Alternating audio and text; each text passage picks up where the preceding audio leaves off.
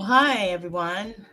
I'm Lisa K. Crawford, host of this YouTube channel called Real Estate State of Mind. And I thought today we have a discussion pertaining to Fair Housing Month. April is Fair Housing Month. It's a time that's been set aside to recognize this. And there has to be reasons why we need to pay attention to Fair Housing Month. So let's get into it a little bit by checking out an article. I'm going to share my screen with you, hoping that this is all going to work out really well. So be patient with me.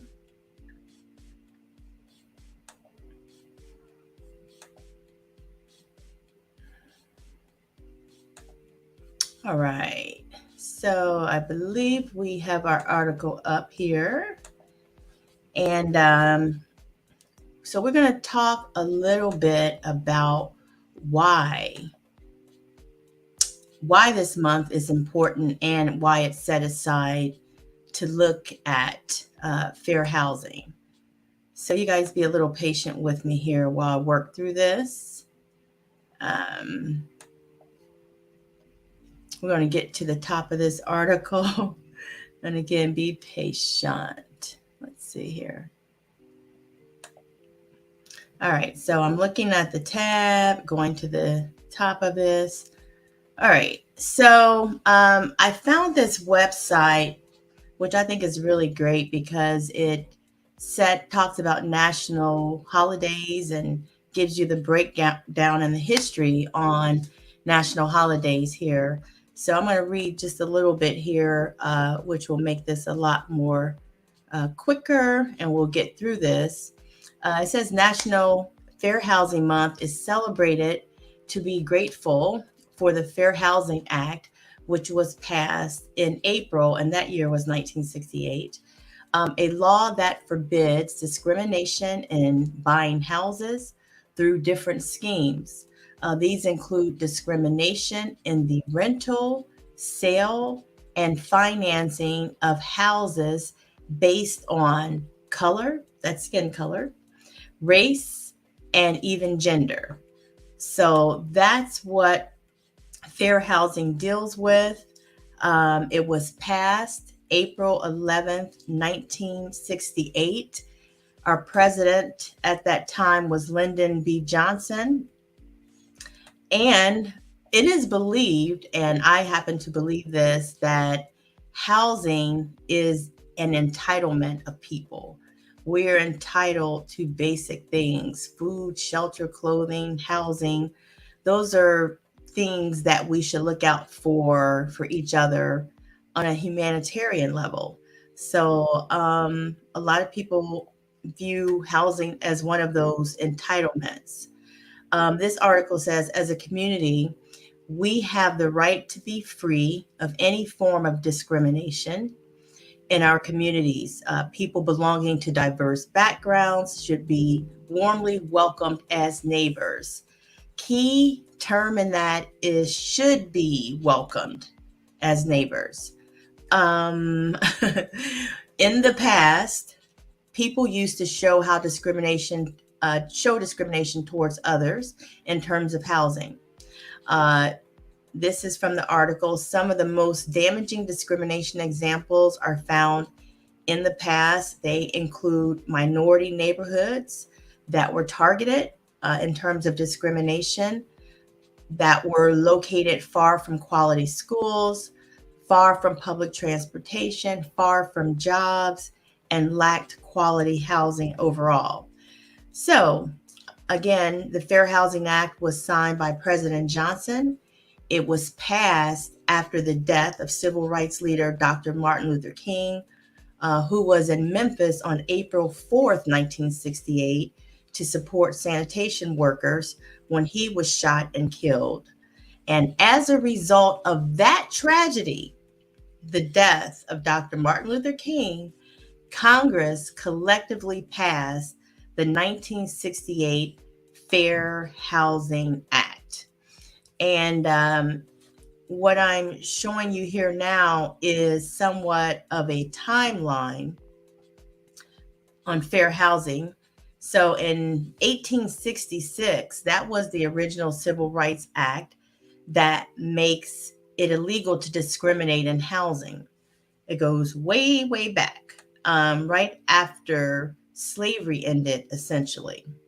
And then in 1964, discrimination based on gender was added.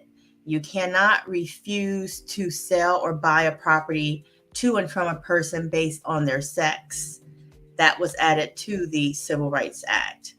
And then we have April 4th, 1968. Dr. Martin Luther King is shot and killed at the tender young age of 39 years old. And that is followed by the passage of the April 11th, 1968 Fair Housing Act. So you can see the timeline of events there. And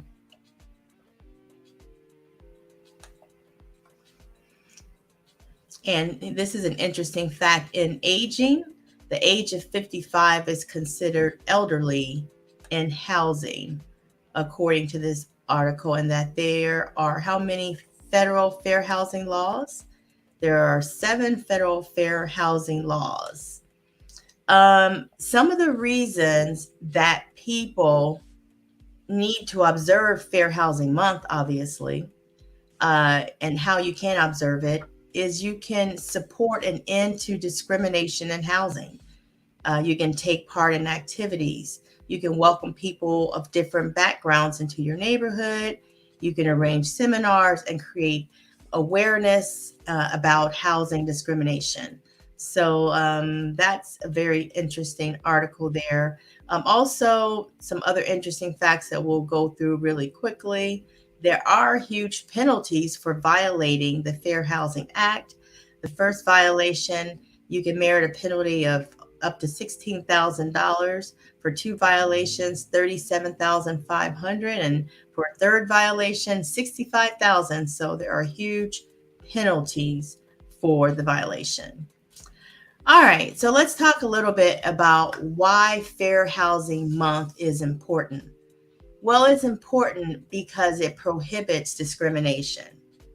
Yes, when you're aware of fair housing and the laws that exist, and you understand that you cannot discriminate based on race, religion, gender, and familial status, then you will be doing the right thing, obviously, and promoting an end to discrimination in housing.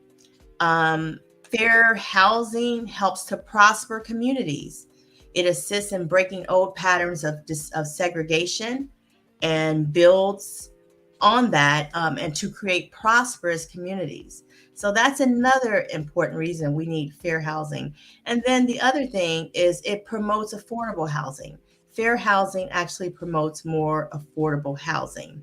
It gets people into neighborhoods where there are good schools, education standards are increased. It leads to better jobs and a greater investment into housing. So let me get back to my YouTube stream here. Give me just a second here. All right. So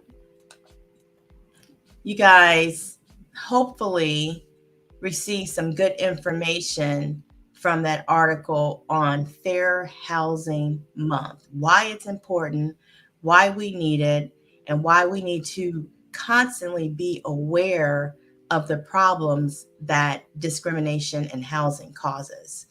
I'm sure many of you have heard of some of the old type situations. Well, I say old, but those things still happen where you have to send a white person to try to rent a property that a black person was denied. And when the white person is sent to try to rent the same unit, there are situations where that white person was given the opportunity to rent, unlike the black person.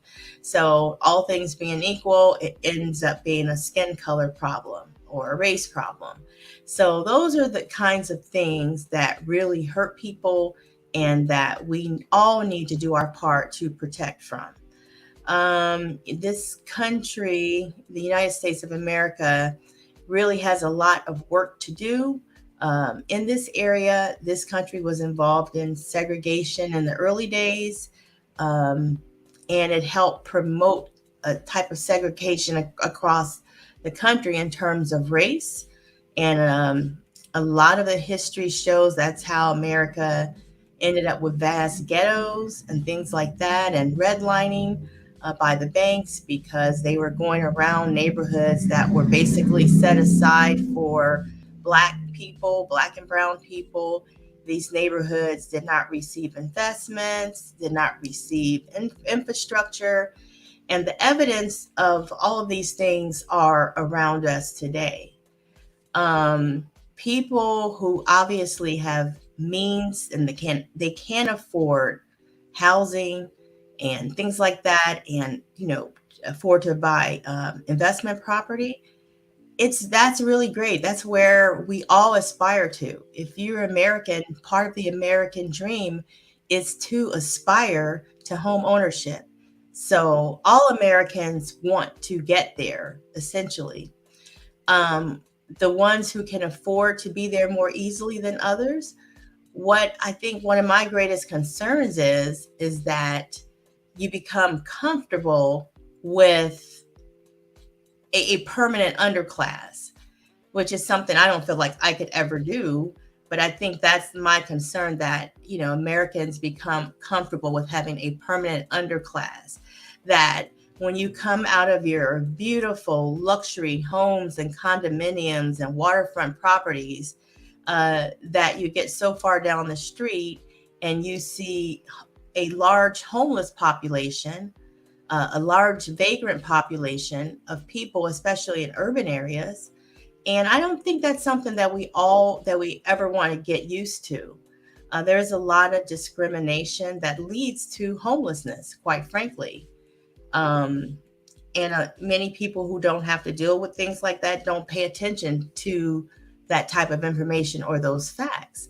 But it's something that I think that fair housing awareness should make us all, conscientious of and seek out information on those things. I actually heard some disturbing statistics today with regard to mortgage lending rates. And that is when it comes to mortgage loan denials, those folks who are turned down, that for Black people, that's happening at a rate of around 25%. And for Caucasians, that's happening at a rate of under 9%. That is a huge disparity. And that accounts for a large reason why, instead of the increase of home ownership and an increase in the rates of home ownership among Black people, especially, that's why the numbers are going down instead of increasing home ownership across the country. We're losing ground as the Black race, and that should not be happening. We've suffered a lot as a group in this country, historically, very targeted discrimination and racism, and we've overcome a lot. But based on where we stand now, our ancestors have actually done better than us in terms of acquiring real estate in this country. And if you look at recent numbers, we've lost a lot of ground. And I'm going to talk about some of those things in this YouTube channel, on this channel, I should say. We're going to get into some of those things. I am Lisa K. Crawford. I am a broker associate with amazing SoFlo Properties. And I love working in real estate. I think owning real estate leads to financial freedom. And that's the one thing that if we acquire real estate, we'll be able to pass down to generations to come. And it would help to sustain and prosper future generations, just owning real estate and being able to pass that down as a legacy. That's something that I want to promote in our communities. I help everybody. I help Black, brown, white, hey, even if if there's a UFO that gets naturalized and gets citizenship here in the country, and everything's all good, I'll help them too. But no, I help everybody. I enjoy working with people, diverse groups. So if you need help buying or selling real estate, I'm here for you. My name is Lisa K. Crawford, and my number and information is up there. Well, not my phone number. So if you ever need to reach me, feel free to give me a call. I can be reached at 954-864-8950. My office is located in South Florida. I am a luxury and waterfront specialist. That is the area that I'm concentrating on. So if you need help looking for luxury properties in South Florida, there's lots of them, and I'll be glad to work with you to get you that next property. And if there's a question of everything you think I could do, don't hesitate to give me a call. I think that's about it. So we said some good stuff here today about Fair Housing Month, and stay tuned for more content on my YouTube channel. You guys have a great day. Take care. Bye bye.